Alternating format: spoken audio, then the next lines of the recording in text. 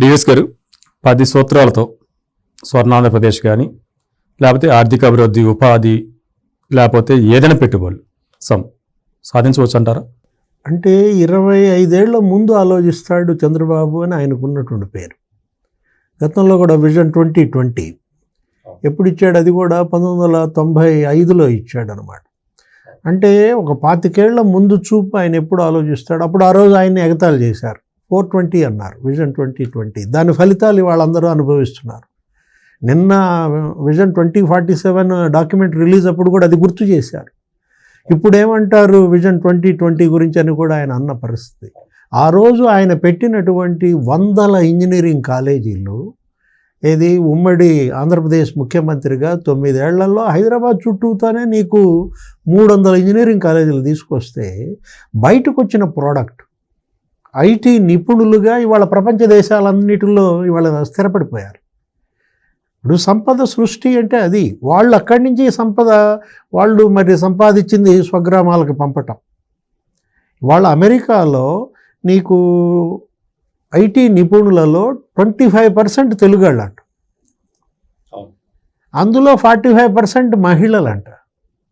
నిన్న ఆయన ఇచ్చినటువంటి విజన్ డాక్యుమెంట్లో అంటే ఇక నీకు మొన్న ఆయన అరెస్ట్ చేసినప్పుడు కూడా నీకు 70 దేశాల్లో జనం రోడ్ల మీదకి వచ్చింది. అందుకే ఆయన పెట్టిన ఇంజనీరింగ్ కాలేజీల్లో చదువుకున్నాం, ఆయన్నే అరెస్ట్ చేస్తారా అని జగన్మోహన్ రెడ్డి మీద తిరగబడి ఇవాళ 151-11కి పతనమైన పరిస్థితి అన్నమాట.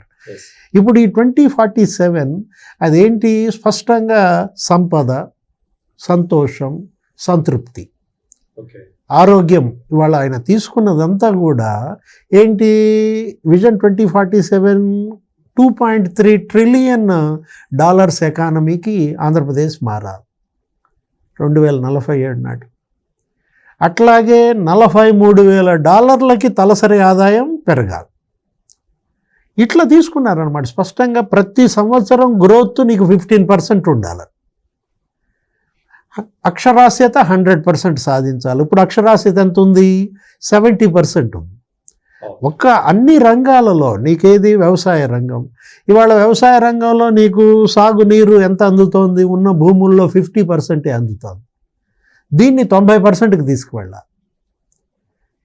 ఈ ప్రాజెక్టులన్నీ కంప్లీట్ చేసి ఇప్పుడు పోలవరం, హంద్రీనీవా, గాలేరు నగరి, అక్కడ ఉత్తరాంధ్ర సుజల స్రవంతి నదుల అనుసంధానం చేసుకుంటే నీకు 90% భూములకి మరి సాగునీరు అందించాలా. ఈ 5 ఏళ్లలోనే 75% భూములకు అందించాలని పెట్టుకున్నారు లక్ష్యం.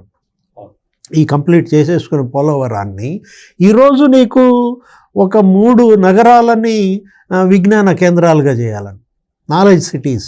ఏది? విశాఖ, తిరుపతి, అమరావతి. ఒక 5 నగరాలని నీకు ఆర్థిక నగరాలు చేయాలని, అంటే ఎకనామిక్ సిటీస్. ఏది? ఈ 3 విశాఖ, తిరుపతి, దీంతో పాటుగా ఏది అమరావతితో పాటుగా నీకు కాకినాడ, కర్నూలు. కాకినాడ నీకు అక్కడ పోర్ట్ బేస్డ్ ఇది తీసుకుని, ఇటు కర్నూలులోనేమో నీకు అనంతపురం, కర్నూలు, నీకు అక్కడ సోలార్, నీకు రెన్యూవబుల్ ఎనర్జీ ఇవన్నీ వస్తాయి అన్నమాట. నీకు ఇవాళ విశాఖపట్నంలో నీకేంటి? హైటెక్ బాగా అక్కడ అభివృద్ధి చెందింది. మెట్టెక్ కూడా వచ్చింది అక్కడ, మెట్టెక్ జోన్. ఇప్పుడు అక్కడ డీప్ టెక్నాలజీ తీసుకురావాలని గూగుల్ వాళ్ళు కూడా ఏంటి నీకు అటు క్లౌడ్ కంప్యూటింగ్ కానీ అన్నీ అక్కడికి వచ్చేస్తున్న నేపథ్యంలో డీప్ టెక్నాలజీ అక్కడ అభివృద్ధి చేయాలి అనే దీంట్లో అమరావతికి వచ్చేసరికి అగ్రిటెక్, ఏఐ. ఇప్పుడు అమరావతిలో మొదటి అక్షరం ఏంటి? ఏ. చివరి అక్షరం ఏంటి? ఐ. అది ఏఐ అని చెప్పి ఆయన తీసుకున్నారు. ఏంటి? ఆర్టిఫిషియల్ ఇంటెలిజెన్స్కి ఇవాళ నీకు కేంద్రంగా అమరావతిని చెయ్యాలి అంటూ ఆ ఏఐ యూనివర్సిటీ కూడా అక్కడ పెట్టేటట్టుగా నీకు అటు మొబైల్ మ్యానుఫ్యాక్చరింగ్ హబ్గా ఇవాళ ఎటు తిరుపతి ఉంది. మొత్తం అసలు నీకు దేశంలో 10 మొబైల్ ఫోన్లు తయారైతే 5 అక్కడే. శ్రీ సిటీ సెజ్ ఇవాళ అసలు దేశంలోనే సెజ్ల్లో అది ఒక సక్సెస్ఫుల్ స్టోరీ. అక్కడ 200 కంపెనీలు పనిచేస్తున్నాయి. ఎక్కడ? శ్రీ సిటీ సెజ్లో. అందులో సగం కంపెనీలు ఈయనే పెట్టాడు. ఎవరు? చంద్రబాబు పెట్టిన కంపెనీల సగం పైగా అన్నమాట. అంటే ఒక సమగ్ర అభివృద్ధి లక్ష్యంతో అభివృద్ధి వికేంద్రీకరణ. ఏది అన్ని జిల్లాలలో సమగ్ర అభివృద్ధి లక్ష్యంగా తీసుకున్నటువంటి ఈ విజన్ 2047 నీకు స్వర్ణాంధ్రప్రదేశ్ నీకు పెట్టుకున్నారు.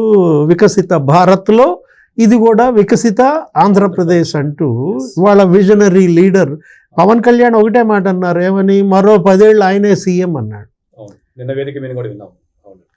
అంటే మరో 25 ఏళ్లకే ఆయన ఇవాళ విజన్ ఇచ్చిన నేపథ్యంలో మరి ఆ విజన్ నీకు సాకారం అవ్వాలంటే ఒక పీరియడ్లో అది కంప్లీట్ కాదు. వీళ్ళు చేసిన బ్లండర్ అదే. ఏది, నీకు హైదరాబాద్ డెవలప్ అయిందంటే, ఇవాళ హైదరాబాద్ సంపన్న నగరం అయిందంటే, ఆ రోజు ఉమ్మడి రాష్ట్రంలో ముఖ్యమంత్రిగా ఆయన 9 ఏళ్ళు ఉన్నాడు. అంటే 2 టర్మ్స్ ఆయన పనిచేయడంతో నీకు అక్కడ కొలిక్కి వచ్చింది. దాని ఫలితాలు ఇవాళ తెలంగాణ అనుభవిస్తోంది.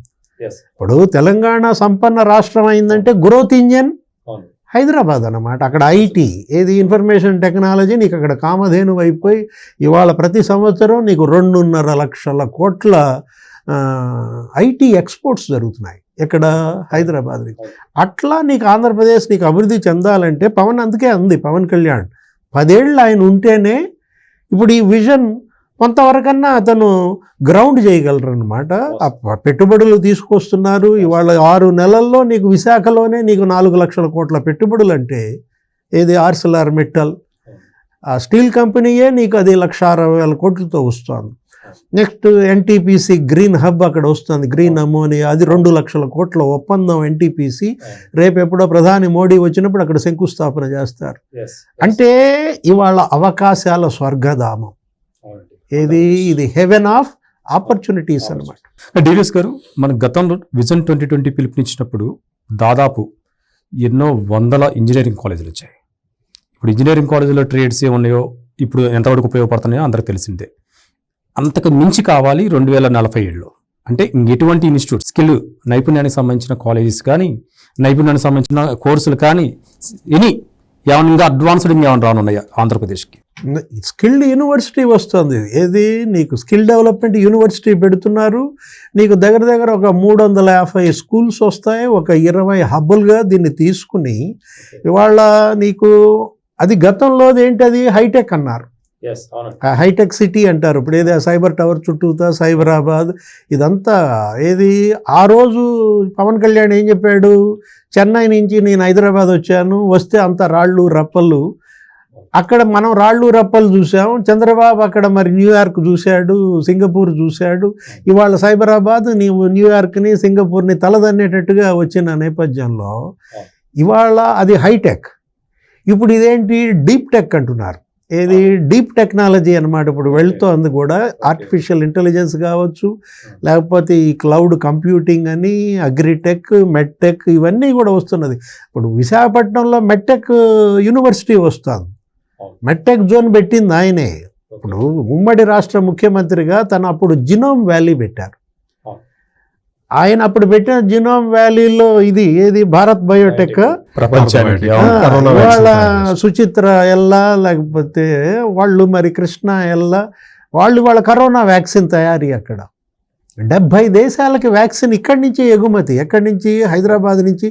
దానికి బీజం వేసిందే చంద్రబాబు. ఆ రోజు ఆయన జినోమ్ వ్యాలీ పెట్టి మొత్తం ఫార్మా హబ్గా అక్కడ ట్రీట్ చేసి అక్కడ మొత్తం ఇవాళ ఒకప్పుడు కర్ఫ్యూ సిటీ అనేవాళ్ళు దీన్ని హైదరాబాద్ని. అది మరి కరోనా వ్యాక్సిన్ సిటీ అయ్యిందంటే ఎక్సలెంట్. అవునండి, అది విజన్ అంటే. ఇలా మరి ఆంధ్రప్రదేశ్ కూడా ముందు ఉండాలా, మరి దేశంలో నంబర్ 1 స్టేట్ కావాలంటే ఆయనకి ప్రజల సహకారం అవసరం. ఎస్ డివిఎస్ గారు, మనం కూటమి ప్రభుత్వం చూసుకుంటే వచ్చిన కొన్ని రోజుల్లోనే పోలవరానికి గతంలో ఎన్నలేని విధంగా నిధులు తీసుకొచ్చారు. నదుల అనుసంధానం వైపు అడుగులు వేస్తుంది కూటమి ప్రభుత్వం. ఇప్పుడు రైతుల కోసం అన్ని విధాల సంస్కరణలు తీసుకొస్తుంది. స్కీములు, సంస్కరణలు సైమంటేశ్వరు పట్టుకొస్తున్నారు. కానీ ఇంకా రైతు దీక్షలు అంటాడేంటండి జగన్మోహన్ రెడ్డి గారు? అంటే అతను ఏంటి, ఇప్పుడు కొత్తగా రైతు దీక్షలు ఆయన వెళ్ళాడా? ఆయన వెళ్ళడు, ఆయన పార్టిసిపేట్ చేసేవాడు. మరి ఇంకెందుకు దీక్ష? ఇప్పుడు నాయకుడు అనేవాడు తను ముందుండి కదా నిరసన తెలియజేయాల్సింది, తను ఆందోళనలో పాల్గొనాలి కదా. నిన్న పిలిపించాడు, అదేదో రైతులది, అది కాస్త తుస్సంది, అసలు ఎవరు పాల్గొనలేదు. ఆయన రైతు దీక్షకు పిలిపిస్తే 2 వికెట్లు పడిపోయినాయి. అవంతి శ్రీనివాసరావును గరంది శ్రీనివాస్. ఇప్పుడు రేపొద్దున మళ్ళా ఏదో కరెంటు ఛార్జీల దీక్ష అంటాడు, 27 ఎప్పుడో, జనవరి 3 ఏదో ఇంకో ఫీజుల దీక్ష అంటాడు. అంటే నువ్వు దీక్షకు పిలిపిస్తావు, నువ్వు బెంగళూరు వెళ్ళిపోతావా? ఎలా నమ్ముతారు? ఇవాళ జగన్మోహన్ రెడ్డి అతను రైతుల గురించి మాట్లాడటం, అసలు రైతులు అసలు కనీసం పాల్గొన్నారా నిన్నటి దీక్షలో? ఇప్పుడు ఈరోజు సత్యమూర్తి గారు చెప్పారు ఏంటి, డ్రోన్ టెక్నాలజీని నీకు అగ్రికల్చర్కి ఎలా అనుసంధానం చేయడం వల్ల కలిగే లాభాలు, అక్కడ ప్రొడక్టివిటీ పెరగాలి, ఉత్పాదకత పెరగాలి, రైతు లాభసాటి ధర లభించాలి. జగన్ పెండింగ్ పెట్టాడు ధాన్యం బిల్లులు కూడా. 9 నెలలు అసలు ధాన్యం బిల్లులు ఎవరన్నా ఇవ్వకుండా ఉంటారా రైతులకి? ఆ 1650 కోట్లు అతను పెండింగ్ పెట్టింది నాదెండ్ల మనోహర్ నిన్న బిల్లులు పే చేయటం. ఇప్పుడు మరి కొంటున్నారు. ఎలా కొంటున్నారు? 48 గంటల్లో నీకు అతని అకౌంట్లో పడిపోవాలి. కొన్న ధాన్యం రైతు అకౌంట్లో 48 గంటల్లో డబ్బు పడేటట్టుగా ఇవాళ అంతా యాక్టివేట్ చేస్తున్న విధానం. ఇప్పుడు ఈ తీసుకున్నటువంటి 10 సూత్రాల్లో కూడా అదే ముఖ్యమైనదన్నమాట. అటు జలవనరుల అభివృద్ధి, నీకు ప్రాజెక్టుల పూర్తి, రైతు లాభసాటి చేయడం, వ్యవసాయం, ఇవాళ పేదరిక నిర్మూలన. ఇప్పుడు మనం చూసాం జగన్మోహన్ రెడ్డి మూసేసిన అన్నా క్యాంటీన్లు 198 మళ్ళీ తెరిపించారు. నీకు 3 పూటల భోజనం ఏంటి, అటు బ్రేక్ఫాస్ట్, లంచ్, డిన్నర్ 15 రూపాయలకి. అంటే ఒక పేదోడు, ఒక కూలీ చక్కగా 15 రూపాయలతో అక్కడ క్యాంటీన్లో భోంచేస్తాడు. వచ్చినటువంటి ఆ సంపాదన ఏదో తన బిడ్డల చదువుకో, తన ఆరోగ్యానికో వాడుకుంటాడు. జీవన ప్రమాణాలు పెరగటం కోసమే ఇవాళ పెన్షన్లు నీకు 1000 రూపాయలు పెంచాడు. అదే జగన్ పెన్షన్ 1000 రూపాయలు పెంచడానికి 4 ఏళ్ళు తీసుకున్నాడు. ఇదంతా పేదరిక నిర్మూలన ఇందులో తీసుకున్నది. నెక్స్ట్ ఉపాధి కల్పన, ఏది పరిశ్రమలు తీసుకురావటం, పెట్టుబడులు ఆకర్షించటం. నీకు ఇవాళ మనం ఇందాక అనుకున్నది ఏది, 6 నగరాలు నీకు ఇవాళ ఎకనామిక్ సిటీస్ చేయటం. సత్యమూర్తి గారు చెప్పారు ఏంటది, industrial corridors. VCIC Visakha Chennai industrial క్యారిడార్కి కేంద్రం అదొక 3000 కోట్లు ఇచ్చింది. Next Hyderabad Bengaluru industrial corridor, HPIC దానికి ఒక 3000 కోట్లు. అక్కడ కొప్పర్తి నోడ్ అభివృద్ధి చెందుద్ది, ఇక్కడ ఓర్వకల్ నోడ్ డెవలప్ చేయడము. నీకు కొప్పర్తిని స్మార్ట్ సిటీ చేస్తున్నారు. 8 స్మార్ట్ సిటీలు మళ్ళీ కొత్తగా ప్రకటించిన దాంట్లో కొప్పర్తి ఒకటి అన్నమాట. అంటే అటు పరిశ్రమలని అభివృద్ధి చేయడం ద్వారా ఇటు ఉపాధి కల్పన, 20 లక్షల ఉద్యోగాలు కల్పిస్తామన్నారు మేనిఫెస్టోలో. వీళ్ళు ఇచ్చిన హామీ 20 లక్షలు అంటే ఇప్పుడు ఈ ఏడాది 4 లక్షల ఉద్యోగాలు కల్పించాలి. అటు ప్రభుత్వ రంగం, ఇటు ప్రైవేట్ రంగం, ఏదైనా సరే. నీకు మెగా డిఎస్సి ఏదో ఇచ్చారు, ఒక 16,345 పోస్టులు, అది భర్తీ అవుద్ది. నెక్స్ట్ పోలీస్ రిక్రూట్మెంట్స్, హోంగార్డ్స్ కూడా వదిలేరండి మళ్ళీ, అది ఒక 6,000 ఉద్యోగాలు. ఏది పోలీస్ కానిస్టేబుల్ దగ్గర నుంచి మొత్తం అది రేపు ఎప్పుడో ఇస్తున్నారు. అది పరీక్షలు ఆల్రెడీ 90,000 మంది ఏమో దరఖాస్తులు పెట్టుకున్నారు దానిలో. అంటే ఒక 22,000 పోస్టులు అక్కడే భర్తీ అవుతున్న దీంట్లో. అటు ఉపాధి కల్పన, ఇటు పేదరిక నిర్మూలన. నీకు వరల్డ్ క్లాస్ లాజిస్టిక్ హబ్గా ఆంధ్రప్రదేశ్ మారాలి. లాజిస్టిక్స్ డెవలప్మెంట్ అన్నమాట. అటు రైల్ నెట్వర్క్ నీకు 75,000 కోట్లు కేంద్రం వాళ్ళ వర్కులు జరుగుతున్నాయంట. రోడ్డు నెట్వర్క్, నేషనల్ హైవే పనులు నీకు 73,000 కోట్లతో జరుగుతున్నాయి. ఇందాక పోర్టులు, ఏది కాకినాడ పోర్టు, ఇంకా వేరే అదనపు కొత్త పోర్టులు కృష్ణపట్నం, ఇవాళ విశాఖపట్నం, కొత్తగా ఒక 4-5 పోర్టులు తీసుకురావాలని. అటు రామాయపట్నం కానీ నీకు ఎయిర్పోర్ట్లు. ఇవాళ కేంద్ర విమానయాన శాఖ మంత్రిగా రామ్మోహన్ నాయుడు ఉండటం ఒక అడ్వాంటేజ్. ఏది ఇంకొక 4-5 విమానాశ్రయాలు ఇక్కడ అభివృద్ధి చేసే పనిలో ఆల్రెడీ నిన్న మొన్న రాజమండ్రి ఎయిర్పోర్ట్ నుంచి నీకు సర్వీస్ బిగిన్ చేశాడు అటు ముంబై. అవును, 50 విమానాలు వస్తున్నాయని చెప్పన్నారు. పల్నాడుకు కూడా నాగార్జున సాగర్ విమానాశ్రయం శాంక్షన్ అయింది.